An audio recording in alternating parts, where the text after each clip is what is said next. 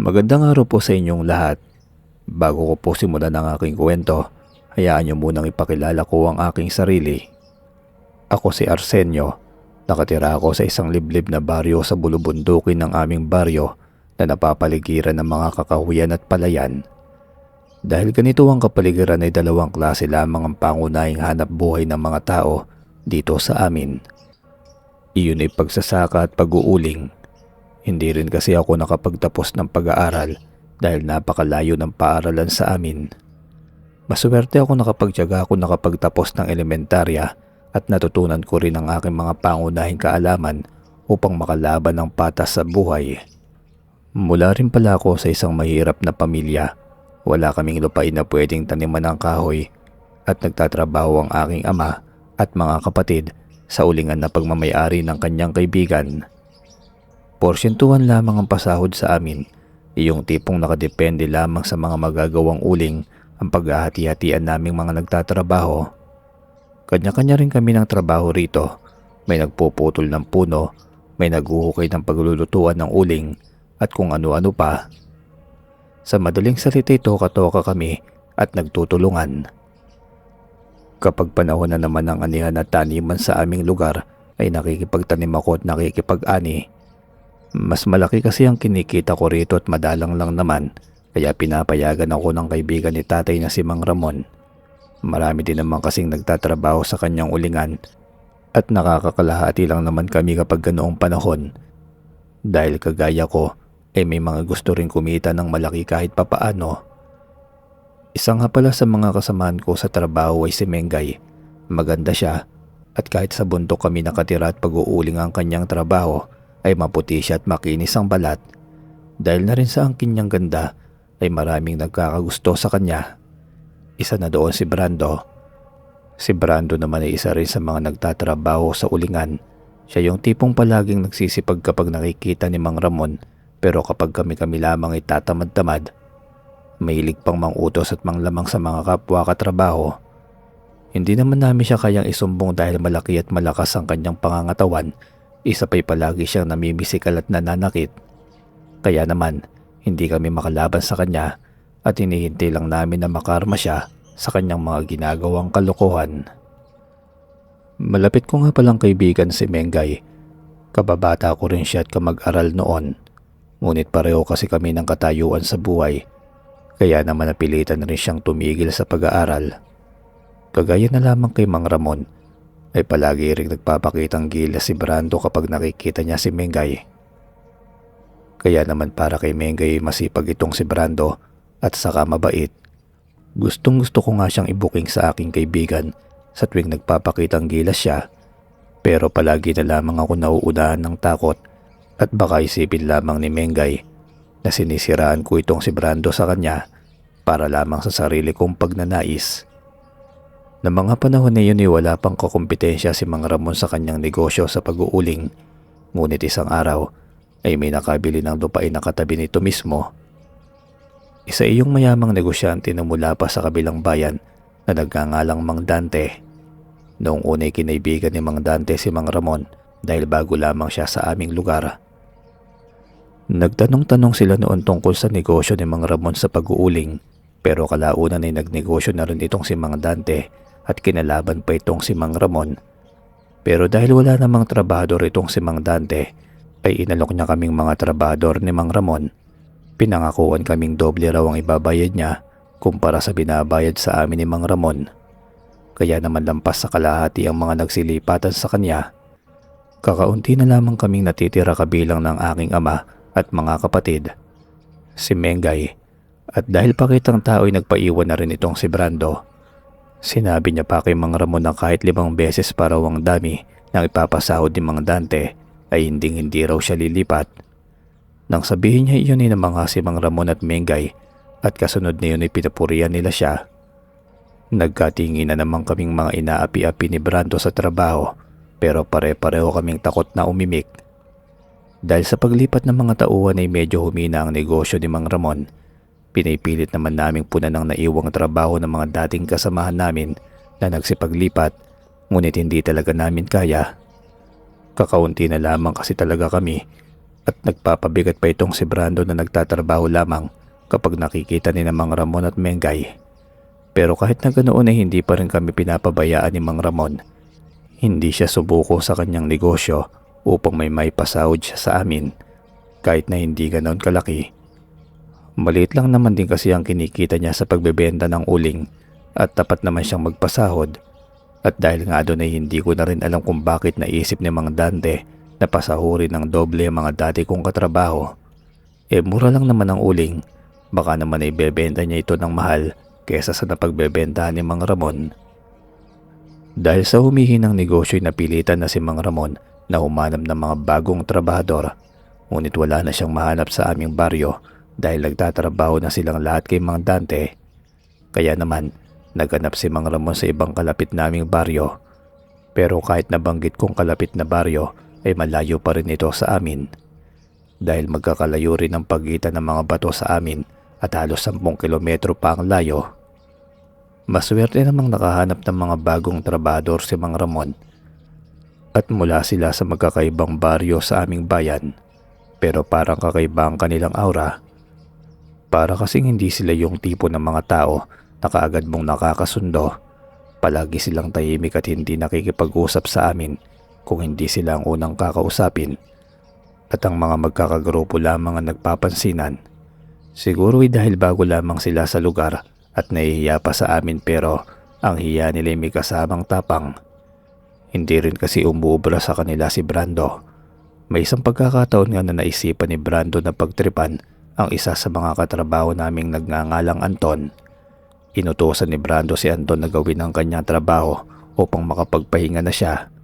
Pero pumalag itong si Anton at sinabing hindi siya susunod sa utos nito. Nagalit noon si Brando at inupakan si Anton. Pero gumanti ito at tumulong pa ang kanyang mga kabaryo. Halos makuyog nila noon si Brando at walang gustong umawat dahil naiisip namin na nababagay lamang kay Brando ang nangyayari. Kaya naman sa bandang huli ay bugbog sarado si Brando. Hindi naman siya makakapagsumbong kay Mang Ramon dahil sa oras na gawin niya yun ay malalaman ng lahat ang kanyang mga gawain at pananamantala sa mga katrabaho. Mapapaya rin siya noon kay Mengay pag nagkataon. Nang mga panahong yun ay hindi ko alam kung matutuwa ba ako dahil sa wakas ay natutunan na ni Brando ang kanyang leksyon, o kung maaawa ba dahil sa labis na bugbog na kanyang natamo. Matapos nun ay umuwi na lamang siya at hindi na nagpaalam pa kay Mang Ramon dahil alam niyang magtatanong-tanong ito. Nang makauwi siya, ilang araw din siyang hindi nagparamdam sa trabaho. Kahit na marami na uling trabador si Mang Ramon ay mahina pa rin ang benta niyang uling.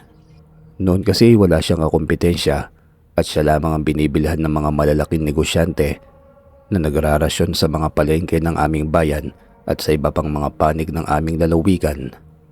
Ngunit ngayong may kakumpetensya na siya, ay halos kalahati na lamang din ng dami niyang benta ang kinikita niya ngayon. Doon ay nagsisisi siyang naging malapit siya kay Mang Dante at halos na ituro niya ang halos lahat ng kanyang nalalaman sa negosyong iyon.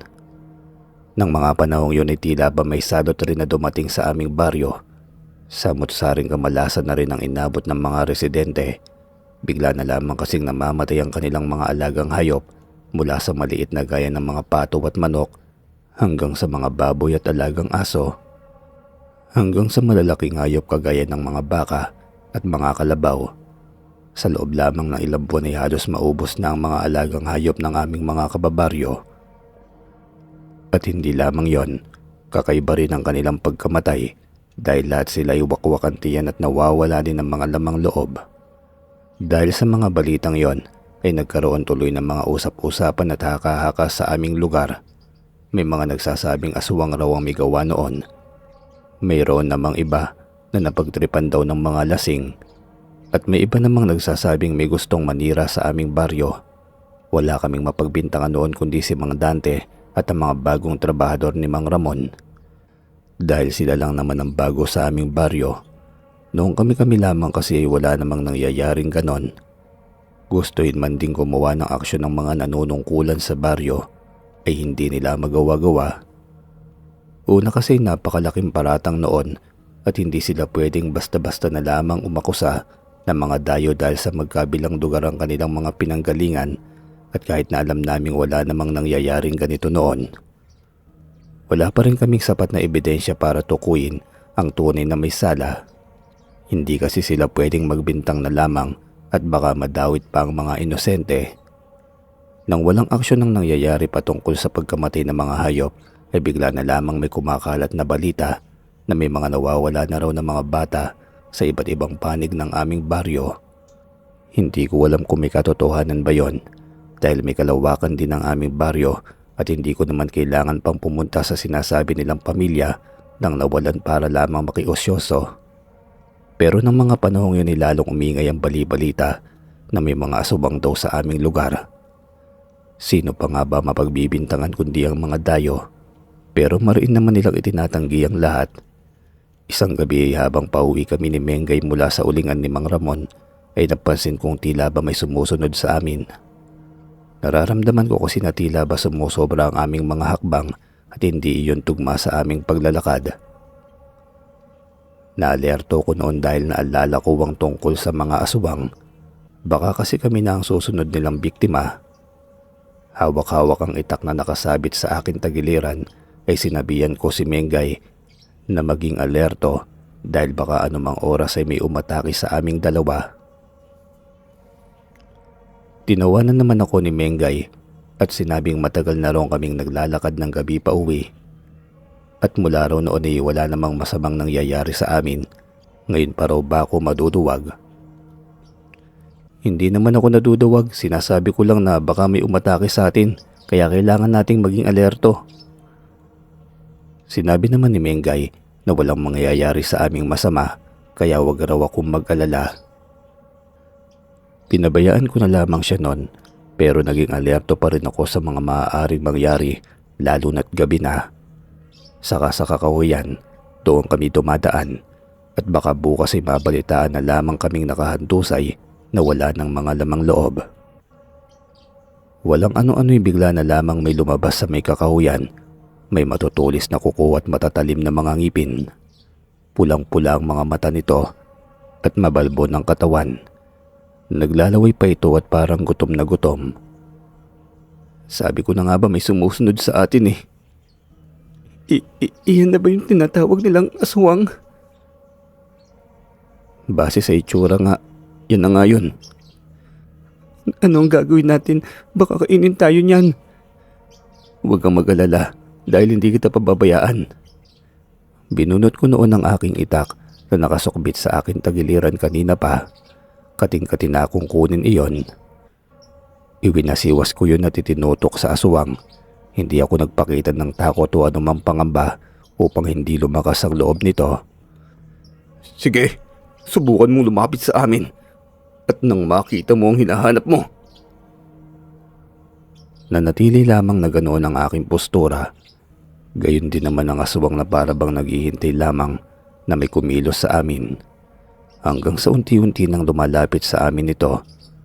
Ako naman ay nananatili sa aking pwesto at nakatutok pa rin sa kalaban ng aking itak.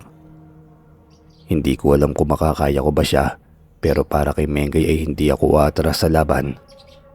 Dahan-dahan lamang ang kilos ng aswang habang papalapit siya, ay tinatagan ko ang aking sarili at naghintay ng tamang pagkakataon upang umatake.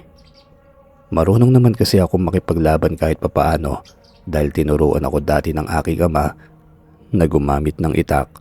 At ipinangako ko sa kanya na gagamitin ko lamang iyon sa mga ganitong oras na mapupunta sa alanganin ng aking buhay o kung sino man ang malapit sa akin. Bigla na lamang akong sinunggaban noon. Napakabilis niya tulina nang mapansin na nakahiga na ako kaagad sa lupa. Pero hindi naman ako papayag na ganun-ganun lamang. Sinubukan ko siyang itulak gamit ang aking paa at ginamit ko ang aking itak upang tagain siya. Agad siyang nakaiwas nun at dumistansyang muli sa akin. Tila ba takot din siyang masaktan. Dahil doon ay lumakas ang aking loob at ako naman ang umatake sa kanya. Buong tapang ko siyang inundayan ng saksak at taga, ngunit naiilaga niya ang aking mga atake. Pero kahit naiilaga niya ang lahat ay hindi pa rin ako sumuko.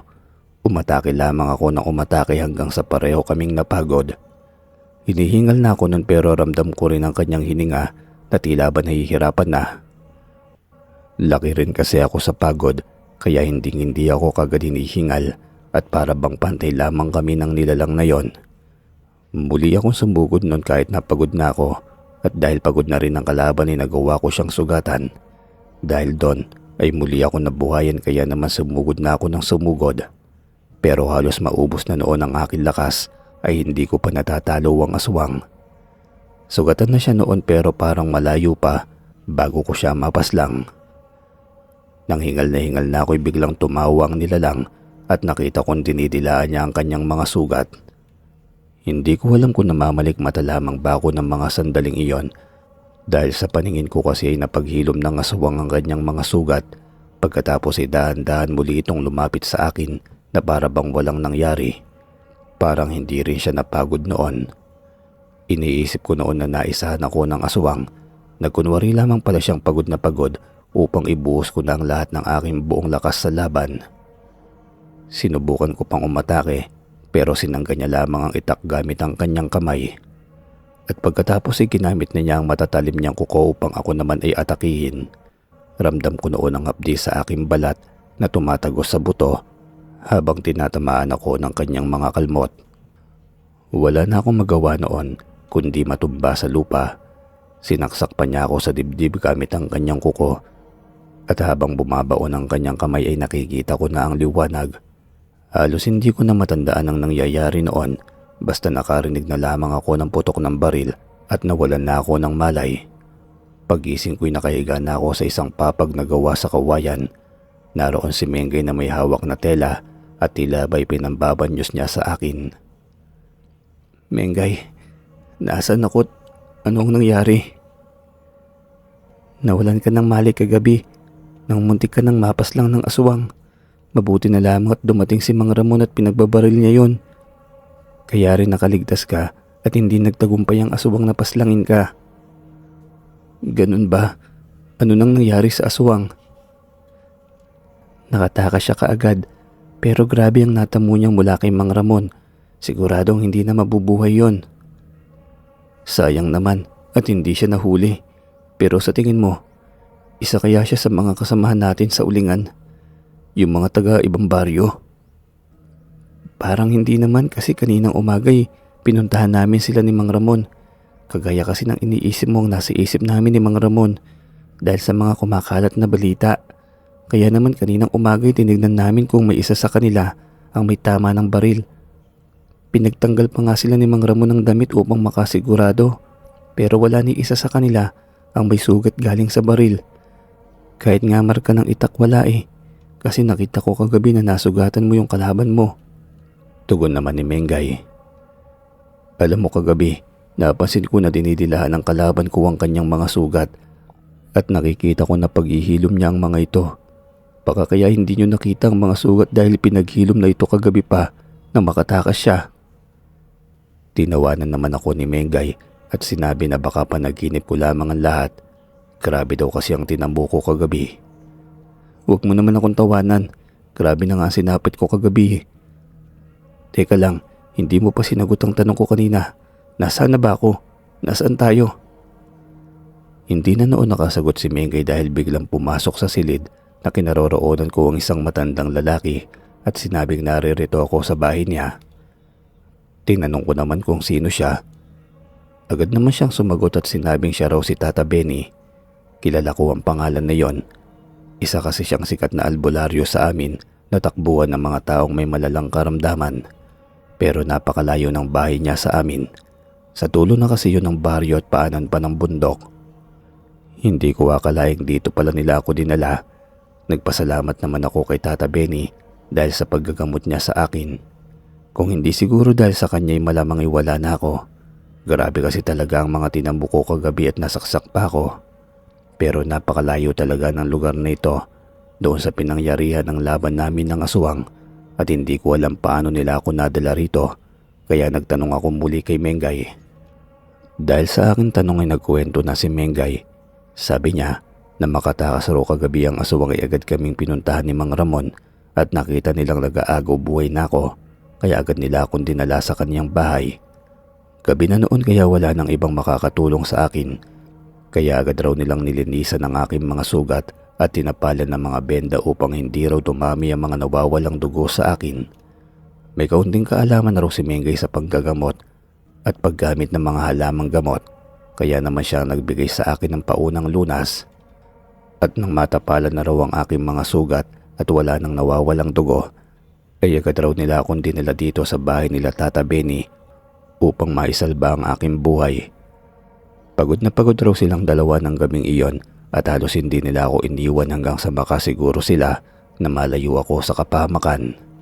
Matapos daw yun ay umalis na silang dalawa upang kumpirmahin nga kung isa sa mga trabahador ni Mang Ramon ang aswang, pero nang mapatunayan na raw nilang wala sa kanila ang aswang, ay bumalik na sila rito ni Mengay upang mabantayan ako hanggang sa aking paggising. Nang matapos sa pagkukwento si Mengay ay nagpasalamat ako dahil binantayan niya ako at hindi ako sinukuan. At dahil na rin sa paunang lunas na ibinigay niya sa akin, tatayo na sana ako noon pero bigla akong nahilo, kaya naman sinabihan ako ni Tata Benny na wag na munang gumalaw-galaw dahil marami daw talagang nawalan dugo sa akin. Pero nagugutom na ako noon at nauuhaw, kaya sinabi ko na gusto ko na sanang kumain. Inalalayan naman nila akong umupo at sinabing ipaghahanda raw ako ni Tata Benny na makakain, at sinabi naman ni Mengay na susubuan na lamang niya ako. Sinabi ko naman sa kanya na hindi na niya kailangan pang mag-abala dahil kaya ko namang kumaing mag-isa. Pero naging mapilit siya at sinabing baka bumuka pa ang aking mga sugat kung magpumilit akong gumalaw. Kaya naman hinayaan ko na lamang siyang gawin ang gusto niya. Saka pagkakataon ko na rin ito upang masubuan ako ni Mengay. Matagal ko na rin kasi itong pinapangarap na kahit sa ganitong paraan na kinakailangan ko pang mag-agaw buhay ay matutupad pa rin. Habang wala pa si Tata Benny, tinanong ko si Mengay kung alam na ba ng aking pamilya ang nangyari sa akin. Sinabi niya namang hindi siya sigurado dahil nagmamadali raw sila kanina. Pero baka nabanggit na raw ni Mang Ramon dahil doon naman nagtatrabaho ang aking ama at ang dalawang kapatid. Nang dumating na si Tata Benny, ay agad namang kinuha ni Mengay ang pagkain at mabilis akong sinubuan. Habang ginagawa niya yun ay sinasabihan ako ni Mang Benny na kailangan ko muna raw na manatili sa kanyang pangangalaga ng ilang araw hanggang sa tuluyan na daw ako makabawi at gumaling. Inaalala ko naman noon ang aking mga katrabaho, baka kailanganin ako ni Mang Ramon. Pero sinabi ni Mengay na sinabihan siya ni Mang Ramon na hayaan ako makapagpahinga hanggang sa gumaling dahil mas mahalaga raw ang buhay ko kaysa sa kanyang negosyo. Pati nga raw si Mengay ay sinabihan niyang wag nang aalis sa aking tabi at patuloy pa raw niya kaming sasahuran kahit narito kaming dalawa. Natuwa naman ako dahil nalaman ko kung gaano ba kabait si Mang Ramon. Iyong tipong wala naman talaga siyang kinalaman sa nangyari sa akin ay buhay ko pa rin ang kanyang iniisip. Hindi ko sinayang ang pamamalagi ko sa poder ni Tata Benny. Isa siyang magaling na albularyo kaya naman naitanong ko sa kanya kung may kaalaman ba siya sa mga aswang o kung may nakasaguba na ba siyang aswang noon. Hindi naman naging madamot si Tata Benny at sinabing marami raw siyang alam tungkol sa mga aswang. Mga kaalaman raw na mula pa sa kanyang mga ninuno na pinagpasapasahan ng kanyang lahi. Kaya kahit wala pa raw siyang nakakasagupang aswang noon ay marami siyang alam tungkol sa mga ito. Ang mga aswang raw ay mga dati ring tao na nagkaroon ng kapangyarihan mula sa kaliwa. May mga ipinapanganak raw na aswang at mayroon naman daw na naging aswang lamang dahil sa ritual. Nagkakaroon daw sila ng mga kapangyarihan na mas lalong higit sa mga normal na tao at nakakaya raw nilang magpalit ng anyo. May iba't ibang lahi rin daw ng mga aswang depende sa kanilang mga kapangyarihan. May bangkilan, gabunan, tiktik, manananggal, motog, mandurugo at kung ano-ano pa. Basta marami raw silang lahi at hindi na niya iisa-isahin pa ang mga yon. Pero base raw sa kwento ni Mengay kagabi ay motog raw ang nakasaguba namin. Pero kahit malalakas raw ang mga aswang ay may kahinaan pa rin daw ang mga ito at doon napapasok ang pangontra sa kanila. Narito raw ang mga bawang at asin. Ilan lamang ito sa mga pinakakilala dahil madali lamang silang mahanap sa bahay, pero panandalian lamang daw ang epekto nun. Meron ding mga pangontra na pangmatagalan, kagaya na lamang ng tanso at buntot ng pagi. Ang buntot raw ng pagi ay isa sa pinakamalakas na panlaban sa mga aswang. Nangihina raw kasi ang mga aswang kapag kinagipit sila ng buntot ng pagi. At ang sugat raw ng kanilang natatamo mula dito ay hindi nila kayang paghilumin ang kanilang laway. Napapagaling raw kasi ng aswang ang kanilang mga sugat gamit ang kanilang mga laway. Nang banggitin iyon ni Tata Benny ay nagkatinginan kami ni Mengay at ang titig ko sa kanya ay may halong ngiti dahil napatunayan ko sa kanya na tama ako na napaghihilom nga ng mga aswang ang kanyang mga sugat. Kaya may tsansa pa rin na isa sa mga trabahador sa ulingan ng aswang at pinaghilom lamang nito ang kanyang mga sugat. Sunod namang sinabi ni Tata Benny na sa tanso, dahil kapag may tanso ka raw na dala ay hindi ka makakayan-kayanan ng aswang dahil may bisa raw ito sa kanila. At kapag may sandata ka raw o patalim na gawa sa tanso ay masusugatan mo raw ng malalim ang aswang at gaya raw ng buntot ng pagi ay hindi ito mapaghihilom ng aswang gamit ang kanyang laway. Ngunit kahit na mabisa ang mga pangontrang sinabi ni Tata Benny ay hindi ko naman alam kung paano hahagilapin ng mga ito. Yung bawang at asin lamang ay madaling hanapin, ngunit pansamantala lang naman ang dulot nun. Ang tinutukoy ko ay ang sandatang gawa sa tanso at ang buntot ng pagi. Dahil nasa bundok kami at sa dagat lamang matatagpuan yon. Wala ring panday dito at mahal naman ang tanso, kaya imposible ang sandatang gawa sa tanso. Kaya naman, nagtanong ako kay Tata Benny kung may iba pa bang pwedeng pangontra sa kanila dahil nga wala naman akong pagkukunan ng mga sinabi niya. Sumagot naman siya at sinabing huwag ko nang alalahanin ang mga yon dahil isa siyang albularyo at mayroon siyang buntot ng bagi na nabili raw niya noong kabataan niya pa at hanggang ngayon raw ay hindi pa yon nabubulok at maaari pa rin gamitin. Hindi na raw kailangan pa ng maraming pangontra dahil sapat na raw ang isa. Pagkatapos nun ay umalis na siyang muli at sinabing kukunin raw niya ang buntot ng pagi upang ipakita sa akin. At nang makabalik siya nakita ko iyon sa unang pagkakataon. Ganun pala ang itsura niya. Parang may mga tusok-tusok na matalim sa magkabilang dulo at para rin itong latigo. Mukha rin itong mabisa sa pakikipaglaban pero hindi naman ako marunong gumamit nito. Kaya nakaiusap ako sa kanya na turuan akong gumamit nun upang makapaghiganti ako sa aswang na muntik nang pumaslang sa akin. Para na rin manumbalik ang katahimikan ng aming baryo na sinisira ng mga ito. Sinabi naman ni Tata Benny na handa raw siyang turuan ako dahil hindi na raw niya kaya pang lumaban. Matanda na raw kasi siya at nabibilang na lamang ang taon na nalalabi sa kanya dito sa mundo. Pero kailangan raw muna na magpagaling ako at saka lang naman daw niya ako tuturuan kapag naghilom na ang mga sugat ko, lalong-lalo na sa dibdib. Dahil malaking pinsala raw ang aking natamo.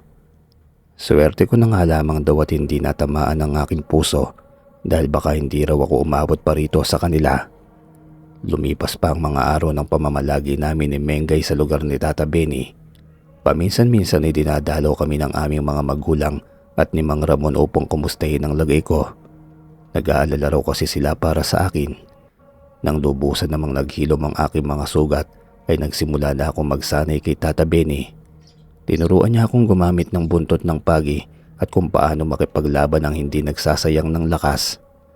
Noong unay nahihirapan ako sa paggamit nito at paminsan-minsan ay sa akin din ito tumatama. Kaya bandang huli ay nadaragdagan lamang ang mga sugat na ginagamot ni Mengay at ni Tata Benny. Pero ayos lamang daw iyon dahil gano'n naman daw talaga sa simula. Pero lumipas ang halos isang buwan ay naririto pa rin ako at nang huli akong dalawin ni Mang Ramon ay tinanong na niya akong muli kung hindi pa ba magaling ang aking mga sugat dahil kailangan na raw kasi niya kami ni Mengay sa kanyang ulingan. Dahil doon ay sinabi ko sa kanya ang totoo at tinulungan ako ni Mengay at Tata Benny upang magpaliwanag. Sinabi namin na nagsasanay akong gumamit ng buntot ng pagi at makipaglaban upang labanan at puksain ang aswang sa aming lugar. Upang muling matahimik na ang aming baryo. Naintindihan naman iyon ni Mang Ramon at sinabing siya rin ay gusto nang mapuksa ang mga aswang dahil perwisyo na raw ang dinudulot nito sa kanya. Pinuntahan na raw kasi siya ni Mang Dante dahil ang iba raw sa mga trabahador nito ay nabiktima na rin ng aswang. Pinagbintangan raw niya si Mang Ramon at ang mga dayo niyang trabahador na mga aswang at sinabing biniktima raw ang kanyang mga tauhan upang bumaba ang produksyon niya ng uling upang hindi na sila masapawan. Dahil raw doon ay naggalit si Mang Ramon at nagsagutan raw sila ni Mang Dante.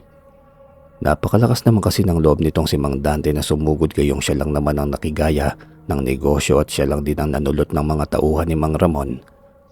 At ngayon ay pagbibintangan pa nitong isang aswang.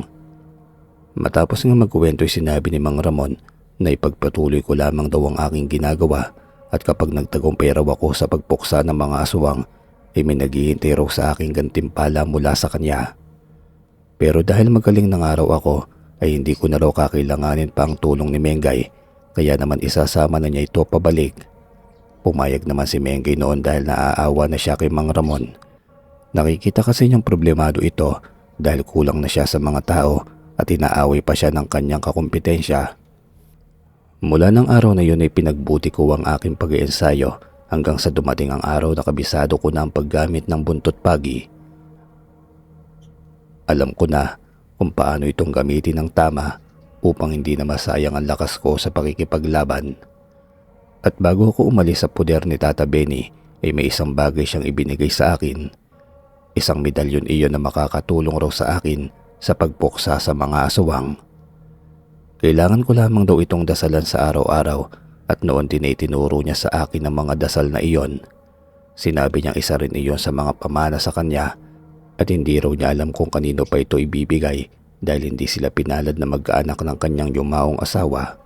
Sinabi ko naman kay Tata Benny na hindi ko pababayaan at aking iingatan ang mga binigay niya sa akin at nangako rin ako na kapag nalipol ko ng mga aswang ay babalik ako sa kanya at magpapaturo sa panggagamot.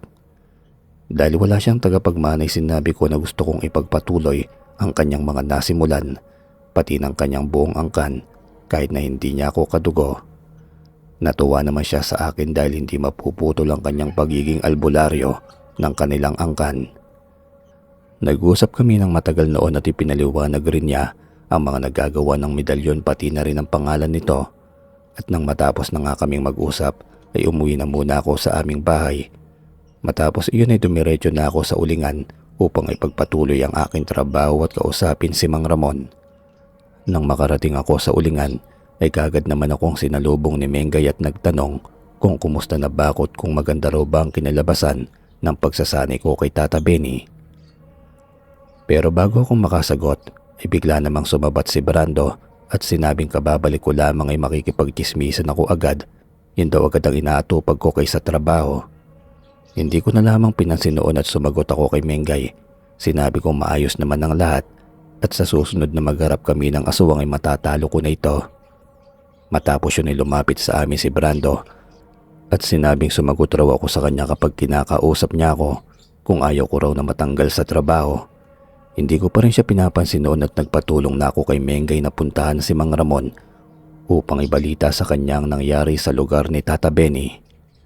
Pero nagtataka rin ako sa inaasal ni Brando. Hindi naman kasi siya ganoon kapag kaharap si Mengay.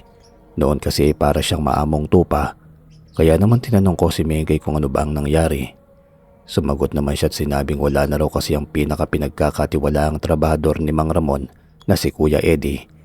Dahil isa raw ito sa mga nabiktima ng aswang at si Brando na raw ang napili ni Mang Ramon na pumalit dito. Tinanong ko naman si Mengay kung bakit hindi siyang pinili ni Mang Ramon o kaya ang aking ama na kanya namang kaibigan.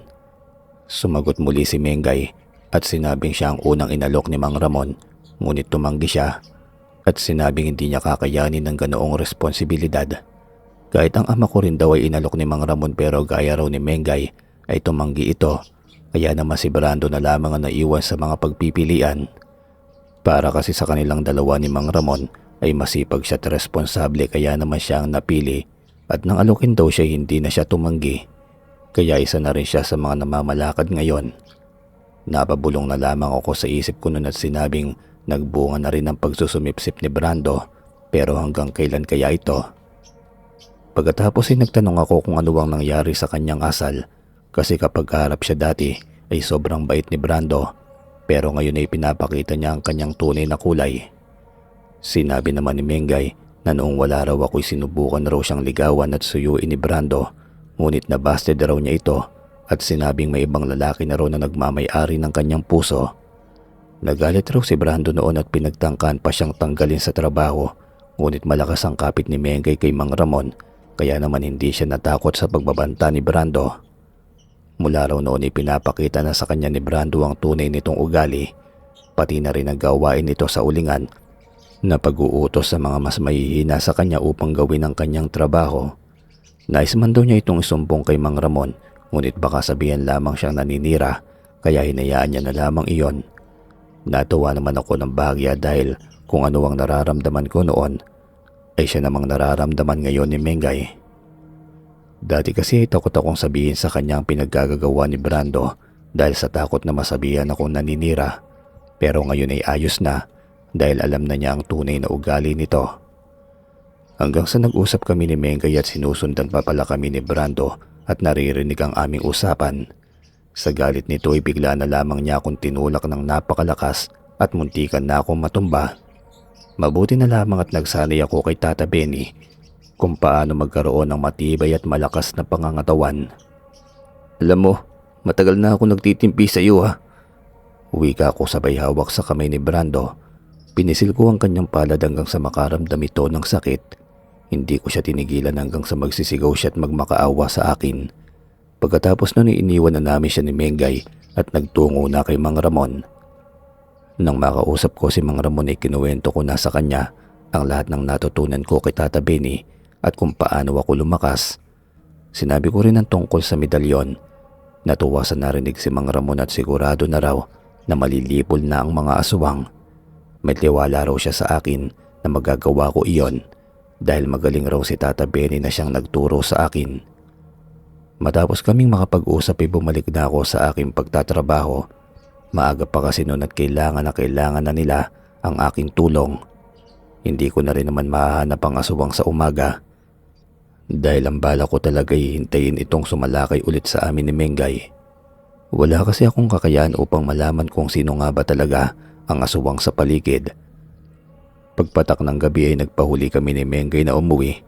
Sa ganoong paraan kasi siguradong mabibiktima niya kaming muli.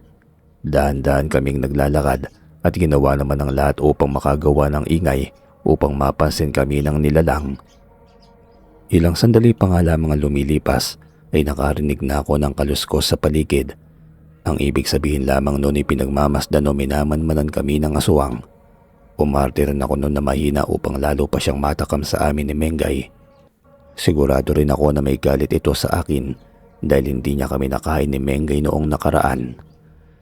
Ilang sandali pang lumipas ay nagpakita na nga ang aswang. Sigurado akong ito rin yung sumalakay sa amin noon dahil hindi ko malilimutan ang kanyang muka kahit pangit ito. Hindi ko muna inilabas ang bundot pagi dahil gusto ko munang mapasubo ang aswang. May tsansa kasi na tumakbo ito at makatakas kapag pinakita ko kaagad sa kanya ang aking pangontra. Ang aking inilabas noon ay ang itak. Kahit na alam kong hindi naman iyon basta gagana sa kanya dahil napagigilom lamang niya ang kanyang mga sugat na tatamuhin mula rito. Kung inaakala mo makakain mo na kami sa pagkakataong ito ay nagkakamali ka dahil muli kang uuwing sugatan at walang laman ng tiyan. Dahil sa mga sinabi ko'y nagmamadali ng sumugod sa akin ng nilalang. Ramdam kong galit na galit ito. Kaya naman natuwa ko dahil nahulog siya sa aking bitag. Nang malapit na siya sa akin at nagsimula na siyang umamba, ngunit lahat ng mga atake niya ay nagawa kong salagin at siya naman ngayon ang pinapagod ko. Hindi kagaya noong unang magharap kami, naging kontrolado niya ang emosyon ko. Habang abala ako sa pagalingan gamit ang itak ko, ay naging abala naman ang isa kong kamay upang kunin ang buntot ng pagi na nakatago sa bitbit kong sako. At nang makuha ko na nga yun ay agad kong hinampas sa kanya para siyang palaka noon na pinitik ng patpat kaya napahiga siya sa lupa. Hindi na ako nagsayang pa ng pagkakataon. Hinagupit ko na siya ng walang tigil hanggang nagkasugat-sugat na ang kanyang katawan. Habang ginagawa ko yun ay pilit ko siyang pinapaamin kung sino ba talaga siya. Hindi naman ito tumutugon at panay lamang ang pag-ungol. Nang magsawa na ako kakagupit sa kanya ay binigyan ko siya ng huling pagkakataon. Sinabi kong hindi ko siya papaslangin kapag aami siya kung sino ba talaga siya at kung may bibigay ba siyang impormasyon sa akin, kagaya na lamang kung may kasama pa ba siyang iba. Malaki rin kasi ang posibilidad na ganoon nga dahil marami na nga mga nabibiktima ng aswang sa amin. Pero hindi pa rin siya tumugon at tinawanan lamang ako. Doon ko na winakasan ng kanyang buhay gamit ang buntot ng pagi at ng daladala kong itak. Matapos yun ay umuwi na kami ni Mengay at iniwan na lamang sa kakahuyan ang bangkay ng aswang upang maging pagkain ng buitre o ng iba pang mga hayop na kumakain ng laman. Hindi ko naisip na makikita iyon ng ibang tao kinabukasan. Nang magising ako'y agad na bumungad sa akin si ama. May nabiktima na naman daw kasi ang aswang kagabi at kilalang kilala ro namin kung sino iyon. Dahil doon ay napatunayan kong hindi lamang nag-iisa ang aswang dahil napaslang ko na ang isang aswang kagabi. Pero agad ring nabawi ang aking iniisip dahil ang sabi ni ama ay wala raw laman loob na nawawala sa biktima at mukhang pinagtripan lamang daw ng aswang dahil puro kalmot sa katawan ang inabot nito at laslas ang leeg na pinanginalaang kumitil sa kanyang buhay. Nagulat ako sa aking narinig kaya tinanong ko kay ama kung saan ba matatagpuan ang bangkay. Sinabi naman niya na doon daw sa kakahuyan na nadaanan namin papunta at pauwi sa ulingan. Agad ko namang sinabi kay ama na hindi yun biktima ng aswang. Sinabi ko na yun ang mismong aswang na tinalo ko kagabi at hindi kalmot ang mga sugat niya sa katawan. Mga hagupit yun ang buntot ng pagi at ang itak ang ginamit ko upang laslasin ang kanyang lalamunan. Nagulat ang aking ama at ilang segundo ring hindi nakapagsalita. Ibig sabihin siya ang aswang? Nalilito niyang reaksyon. Sino po ba? Kilala niyo po ba? Tanong ko naman. Oo, kilalang kilala natin. Isa sa ating kasamahan sa ulingan, si Brando. Sagot ni ama. At ako naman ay naiwang walang masabi. Papaanong nangyaring si Brando ang aswang? Matagal na natin siyang kasama rito na siyang lumaki sa atin. At kung aswang nga siya, ay matagal na siyang nambibiktima sa atin bago pa dumating ang mga dayo. Isa lang ang nasa isip ko ngayon, anak. Baka nagtitiis lamang ng gutom yang si Brando noon dahil natatakot siyang mahuli. At nang dumating nga ang mga dayo, ay doon niya naisipang ipakita ang kanyang tunay na kulay upang sila naman na mapagbintang ang aswang at sa kanila tumutok ang mga mata ng tao. Habang malaya siyang nakakapambiktima, hindi ba't nabugbog siya ng mga dayo noon at iyon ang naisip niyang paraan para gumanti, ang sirain ang kanilang imahe. Sa laysay ni ama, may punto nga naman talaga siya. Papaano kung ganoon nga? Ibig sabihin si Brando lang talaga ang aswang at malamang ay wala na siyang kasamahan dahil matagal nang wala ang kanyang mga magulang at wala rin naman siyang kapatid. Masaya ako dahil nalutas na ang misteryo sa aming baryo at nawala na ang problema namin sa mga aswang. Kaya makakapaghanap buhay na muli kami ng maayos at ligtas. Matapos kami makapag-usap ni amay, umalis na ako ng bahay upang pumunta sa ulingan. Gusto ko kasing ibalita kay Mang Ramon ang nangyari kagabi upang masabi na rin sa kanya na hindi na sayang ang pagpayag niya na mag-ensayo ako kay Tata Benny. Sa akin daan ay nakasalubong ko si Mengay at agad ko namang ibinalita sa kanyang impormasyong nalaman ko mula sa aking ama na si Brando ang aswang na nakasagupa ko kagabi at ang muntik nang nakapas lang sa akin. Kaya pala wala siya nung umaga matapos ka naming dalhin kay Tata Benny kasi hindi niya agad mapapaghilom ang mga sugat na galing sa baril kasi tansu iyon. Sagot ni Mengay. Oo nga, kaya pala hindi niyo mahanap-hanap sa mga dayo ang aswang dahil taga rito lang pala siya sa atin. Habang naglalakad ay hindi namin maiwasan ni Mengay ang pag-usapan itong si Brando dahil nga hindi kami makapaniwala na siya pala talaga ang aswang. Hindi lang yon, nagawa pa niya kaming linlangin at paikutin. Pagdating namin sa ulingan ay nakita kaagad namin si Mang Ramon at kahit pala siya'y alam na ang balita, siguro'y napakabilis nga noong kumalat kahit na magkakalayo ang bahay sa aming baryo. Sinabi niya sa akin noon na ako na ang gagawin niyang bagong tagapagbantay sa kanyang ulingan kapalit ni Brando upang kahit papaano raw ay mapasalamatan niya ako sa aking nagawa. Sinabi ko naman sa kanya na ako ang dapat magpasalamat sa kanya dahil kung hindi niya ako nailigtas ng gabing yon at kung hindi niya ako pinayagang magsanay kay Tata Benny ay hindi mangyayari ang lahat ng ito. Matapos nga kami makapag-usap ay nagbalik na ako sa pagtatrabaho at naging maayos naman ang buong araw ko doon. Nang oras ng pag-uwi namin ni Kampante na kaming naglalakad ni Mengay dahil wala nang aswang na banta sa aming buhay. Iyon ang aming akala dahil bigla na lamang may lumabas na mga aswang mula sa kakahuyan. Nasa 5 sila kaya naman nagulat kami. Ang buong akala namin ay wala na ang kasamahan ni Brando, ngunit naririto sila ngayon at nagbabalak pang maghiganti sa akin. Agad kong inutosang pumirmi si Mengay sa akin likuran upang maprotektahan siya laban sa mga aswang. Agad ko namang hinawakan ng buntot ng pagi na siyang panlaban ko at ipinaubaya ko na rin sa suot kong medalyon ng lahat. Mukhang galit na galit ang mga aswang noon dahil nawala sila ng kasama. Ako naman ay kinakabahan dahil hindi ko alam kung makakayanan ko ba sila dahil sa dami nila. Pero kahit na ganoon ay hindi ako sumuko dahil sa ngayon ay ako lamang ang may kakayahan na labanan sila.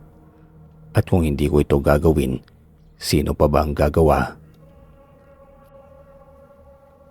Agad namang sumugod ang isa sa mga aswang at tila ba kanina pa siya init na makipaglaban. Pinitik ko naman siya ng buntot pagi na siyang dahilan upang mapatras siya. Pagkatapos ay ako naman ang sumugod sa kanila upang hindi na sila makasugod pang muli. Ngunit gaya nga ng inaasahan ko'y mahihirapan ako. Kahit kasi matamaan ko ang isa, ay siya namang pagsugod ng kabila na tila ba hindi sila nauubusan ng lakas. Pero hindi naman ako magpapatalo at makikipagsabayan ako. Puno na sila ng latay sa katawan gawa ng sandata kong buntot ng pagi. Ako naman ay kanina pa rin natatamaan ng kanilang mga kuko pero parang walang nangyayari sa akin. Ni isang galos ay wala akong makikita sa aking balat. Kahit na halos magkanda gula-gulanit na ang aking suot na damit, huwari kong isa rin ito sa epekto ng medalyon. Ang pagpapakunat ng aking balat upang hindi kaagad masugatan ng mga kalaban. At dahil doon ay mas lalo lamang lumakas ang aking loob at pananalig na matatalo ko silang 5.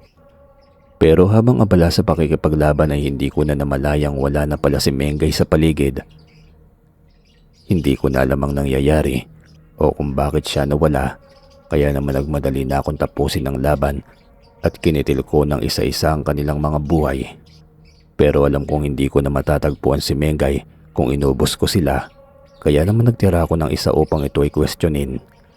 Lubos ko nang pinahirapan ang aswang na ito upang magsalita siya ngunit wala akong nakuwang sagot na narinig mula sa kanya, kundi ang tapusin ko na lamang daw ang kanyang buhay.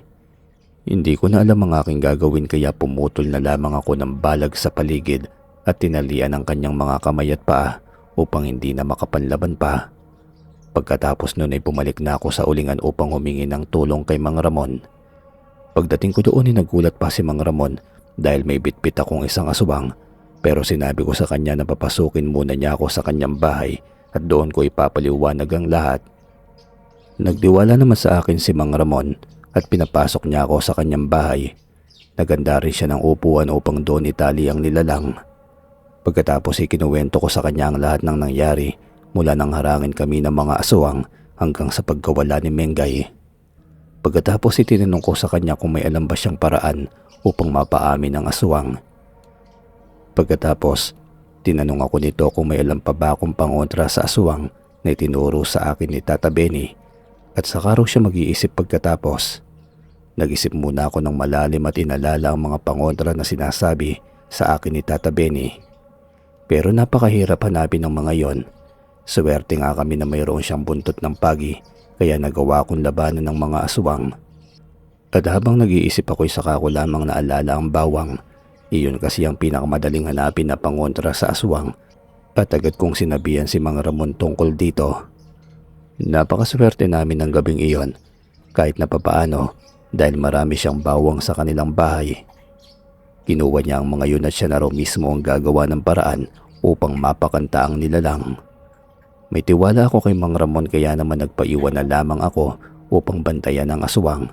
At makalipas lamang ang ilang minuto ay nagbalik na si Mang Ramon. Dala-dala ang isang mangkok na puno ng dinikdik na bawang. Kumuha siya ng isang dakot noon at ipinahid sa dibdib ng aswang. Agad naman itong umungol ng malakas dahil naramdaman niya ang sakit at pagkatapos ay nagtanong si Mang Ramon kung nasaan si Mengay at kung sino-sino pang mga kasamahan niyang aswang. Pero nagpupumiglas noon ang aswang at ayaw pa nitong sumagot kaya muling kumuha ng isang dakot na dinikdik na bawang itong si Mang Ramon at muli itong ipinahid sa balat ng aswang. Maraming beses ding napahira ni Mang Ramon ang tiniklik na bawang ang aswang pero matigas talaga ito at gustong mamatay na lamang. Hanggang sa wala na kaming maisip at ipinabukan na ni Mang Ramon ang bibig ng aswang at sinubuan niya ito ng kaunting tinikdik na bawang. Ngayon alam mo na sigurong hindi ako nagbibiro. Magsasalita ka o ipapakain ko sa iyo ang lahat ng bawang na ito. Matapang na hamon ni Mang Ramon. Kahit na masakit ang dila ng aswang ay hindi na siya nagatubiling magsalita at sinabing ibibigay raw niya ang impormasyong kailangan namin upang wag na siyang pahirapan palalo. Unang-unay nagpalit ito ng anyo bilang tao at pamilyar na pamilyar siya. Siya si Anton, isa sa mga nagtatrabaho sa ulingan at isa sa mga dayo. Agad niyang sinabi na lahat raw silang mga dayo rito na nagmula pa sa iba't ibang baryo ay mga aswang at planadong-planado raw ang pagpasok nila sa aming baryo. At ang pinuno raw ng kanilang tribo ay si Mang Dante na siyang kalaban ni Mang Ramon sa negosyo. Pinulong raw sila ni Mang Dante dahil palagi na raw silang nagugutom sa kanilang lugar. Bantay sarado kasi sila ng mga tao at marami na ring pangontra sa kanila. Kaya raw si Mang Dante ang nag-isip ng paraan upang makahanap ng lugar na sagana sa mga tao at wala pang gaanong alam sa mga aswang. At itong baryo namin ang pinuntirya nila. Madali lamang daw para kay Mang Dante ang makapasok sa aming lugar dahil marami siyang pera, kaya naman ang inaalala niya lamang ay kung paano makakapasok ang kanyang mga tauhan at doon niya naisip na kailangan nila ng trabaho. Kaya naman kinumpetensya raw niya si Mang Ramon at sinulot ang mga tao nito para maghanap ng mga tauhan si Mang Ramon sa ibang lugar. Doon na nga nakapasok ang mga kampo ni Mang Dante. Matapos yun ay nagtanong ako tungkol kay Brando dahil isa rin itong aswang at tila ba hindi niya rin nabanggit sa kanyang kwento. Sinabi naman ni Anton at sinabing hindi raw talaga aswang si Brando. Isa lang itong tao at naisipan nilang gantihan nang utos-utusan sila nito sa mga trabaho. Kaya bukod sa gulpi ginawa rin nila itong aswang upang may mapagbuntungan na rin ang mga tao at hindi sila paghinalaan. Nagsisisi ako sa akin narinig dahil kahit na isang aswang ay biktima pa rin si Brando at hindi siyang dapat na naunang napas lang sa kanila. Pagkatapos ay nagpaalam ako kay Mang Ramon at sinabing susugurin ko ang mga aswang na kasamahan namin sa ulingan. Pero tinawanan lamang ako ni Anton at sinabing hindi raw mga mangmangang kanyang mga kasama dahil raw sa sandaling ipinasok ko raw siya rito sa ulingan ay naalerto na ang kanyang mga kasamahan at napapalibutan na nila kami. At ang iba pang araw ay nagpunta na sa ulingan ni Mang Dante at siguradong pinagpepiesta na raw ang mga trabahador doon. Kabilang na si Mengay na tinangay ng isa sa kanyang kasama. Sa mga oras na yon ay sumabog na ako sa galit. Ipinalupot ko sa leeg ni Anton ang buntod ng pagi at tuluyan ang winakasan ng kanyang buhay. Pagkatapos ay lumabas na ako upang harapin ang iba pang mga aswang na tinutukoy ni Anton at sinabihan ko naman si Mang Ramon na huwag nang lalabas ng kanyang bahay dahil baka madamay pa siya. Kaya naman paglabas ko'y agad na kinandado ni Mang Ramon ang pinto at ako naman ay hirap na hirap sa 10 aswang na pasugod sa akin. Nang mga sandaling iyon ay wala na akong pakialam. Kung hindi man kayanin ng medalyon na mailigtas ako sa mga aswang, ang importante ay maubos ko sila at mailigtas si Mengay. Walang pag-aalinlangan ako nakipagpalitan ng mga hataw sa aking mga kalabang aswang. Kahit na kinukuyog na nila ako ay hindi ako sumuko. Basta tinodo ko na lamang ang aking lakas hanggang sa isa-isa ko silang napatumba. Pilit pa rin naman silang tumatayo pero ang hindi kayang gumalaw ay inuuna ko ng pinapaslang dahil baka manumbalik pa ang kanilang lakas at mahirapan ako. Na makalahati ko na nga sila'y nakaramdam na ako ng pagod. Nilalabasan na rin ako ng pawis sa aking katawan at baka anumang oras ay sumuko na rin ako. Pero nagpatuloy lamang ako sa pananalig at pagtitiwalang kakayanin ko pa. Samahan pa ng aking galit na labis ding nagpapalakas sa akin, kaya naman nagawa ko silang lahat na talunin. Matapos ang madugong labanan ay hindi na ako nagsayang pa ng oras at lumusob na ako sa ulingan ni Mang Dante. Ang pinakapinuno nilang lahat. Agad kong sinuong masukal na daanan patungo roon. At umaasang buhay pa si Mengay at ang iba pang nagtatrabaho roon na matagal ko na ring nakasama at naging kaibigan sa ulingan ni Mang Ramon. Ilang minuto lamang ang lumipas ay nakarating na ako doon, pero sinalubong ako kaagad ng mga aswang. Mukhang marami-rami pa sila. Ang akala ko kasi ay si Mang Dante na lamang at ang mga nagtatrabaho sa ulingan ni Mang Ramon ang mga aswang. Sa bagay isang tribo nga pala sila at mukhang sinama lahat ni Mang Dante ang kanyang mga kampon. Gamit lamang ang buntot ng pagi at medalyon, pinatumba ko lahat ng humaharang sa akin. Hanggang sa makapasok na ako ng tuluyan. Nakagawa na rin pala sila ng malaking imbakan. At dahil wala akong makitang aswang sa labas ay pinasok ko na ito. Napakadilim sa loob at parang wala itong kalaman-laman, pero nararamdaman ko ang kanilang presensya dahil sa medalyon.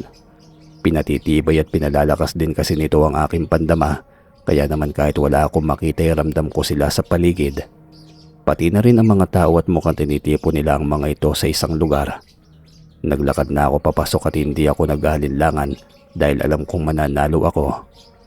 Hanggang sa may mga sumusugod na sa akin at dinidepensahan ko naman ang aking sarili.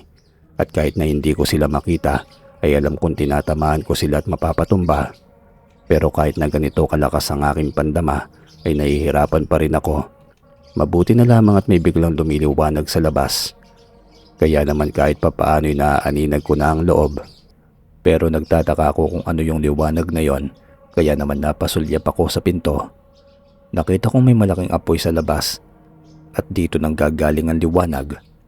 Hindi ko alam kung sinong sumunog doon pero nagpapasalamat ako rito. Dahil mas nakikita ko ng mga kalaban ay mabilis ko silang sinugod at isa-isa na hindi na sila nakapalagpa. Pagkatapos ay pinuntahan ko naman ang aking mga dating katrabaho at nakita ko nakatali ang kanilang mga kamay at paa. Kinalagan ko silang lahat noon at habang ginagawa ko yun ay lalong nagliwanag ang paligid. Natupok na rin pala ng apoy ang imbakan na ito. Kaya binilisan ko na lamang ang pagpapalaya ko upang makaligtas na kaming lahat. Nang mapakawalan ko silang lahat ay labis akong nagtaka dahil wala rito ang sinadya ko, si Mengay. Habang papalabas ay nagtanong-tanong ako kung sino bang nakakita kay Mengay pero wala akong natanggap na tugon. Lahat daw sila ay hindi alam dahil kaninang umaga pa raw silang ikinulong sa imbakan at naririnig daw nilang gagawin silang alay sa pagdiriwang. Nagtanong pa ako kung anong pagdiriwang ang kanilang narinig pero hindi raw nila alam. Nang makalabas kami sa nasusunog na imbakan ay nakita ko si Mang Ramon. Tinanong ko siya kung ano ang ginagawa niya sa lugar na ito dahil napakadelikado. Sumagot naman siya at sinabing pinanood daw niya akong labanan ng mga aswang sa kanyang ulingan at nang maubos ko raw ang mga yon ay alam niyang dito ako pupunta at hindi raw niya maatim na pumunta akong mag-isa dahil nag-aalala nga ito sa akin. Nakita raw niya kasi ako nanghihina kanina at pawisan. Siya rin daw ang gumawa ng apoy dahil alam niyang mahihirapan akong makipaglaban sa dilim. Pero hindi niya raw inaasahang matutupok din ang imbakan. Matapos yun ay sinabihan ko siyang alalayan na lamang ang mga tao dahil hindi ko pa nakikita si Mengay at si Mang Dante. Silang dalawa lamang talaga ang importante sa akin, ang mailigtas si Mengay at mapas lang si Mang Dante. Agad ako nag-ikot-ikot sa paligid hanggang sa makita ko ang bahay ni Mang Dante. Wala na rin mga bantay na aswang noon at malakas ang kutob kong naubos ko na silang lahat. Bago pa man ako makalapit sa bahay ay bigla na lamang akong tumilapon kahit na may nakabulsa sa aking tanso at may suot pa akong medalyon. Pagtayo ko'y nakita ko si Mang Dante. Kahit saan yung aswang ay alam kong siya yon dahil kakaiba ang itsura niya sa aking mga nakalaban. Indikasyon na siya nga ang pinuno. Tumayo ako ng matikas at inihanda ang aking sarili. Muli akong sumugod noon pero naiwasan lamang niya at nakalmot niya ako sa aking katawan. Nasaktan ako doon at nakita kong lumalabas na ang dugo sa aking tiyan. Tiyak na iyon na nga ang lakas ng pinuno ng mga aswang.